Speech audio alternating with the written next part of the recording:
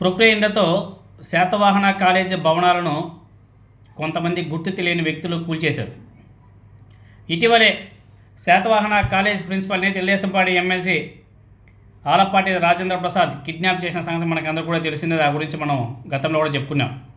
Satavahana college principal కిడ్నాప్తో వివాదం బాగా ముదిరిపోయింది. ఇప్పుడు తాజాగా బోయపాటి శ్రీనివాస అప్పారావు అనే వ్యక్తి తెర మీదకి వచ్చాడు. శాతవాహన కాలేజ్ స్థలంలో బోయపాటి శ్రీనివాసరావు బోర్డులు కూడా ఏర్పాటు చేశాడు. అదేవిధంగా ఎస్ఎఫ్ఐ విద్యార్థులు కూడా రోడ్డు మీదకి వచ్చారు. ఏదైతే శాతవాహన కాలేజీని కూల్చేశారో ఆ కూల్చేసినటువంటి శిథిలాల కింద కాలేజీ విద్యార్థులకు సంబంధించిన రికార్డులు కూడా ఉన్నాయి. విద్యార్థుల భవిష్యత్తుని అగమ్యగోచరం చేశారని చెప్పేసి వాళ్ళంతా కూడా మండిపడుతున్నారు. మరి విద్యార్థుల పరిస్థితి ఏమిటి? శాతవాహన కాలేజీ భవనాలు కూల్చివేతతో ఇప్పుడు విద్యార్థులు, అధ్యాపకులు అదేవిధంగా సిబ్బంది వీళ్ళంతా కూడా ఆందోళన వ్యక్తం చేస్తున్నారు. కనీస సమాచారం కూడా లేకుండా కూల్చేశారని చెప్పేసి వాళ్ళంతా కూడా ఆగ్రహం వ్యక్తం చేస్తున్నారు. రాత్రికి రాత్రే కళాశాల భవనాలు కూల్చివేయడం మీద ప్రతి ఒక్కరు కూడా మండిపడుతున్నారు. శాతవాహన కాలేజీకి సంబంధించినటువంటి దశాబ్దాల చరిత్ర ఉంది.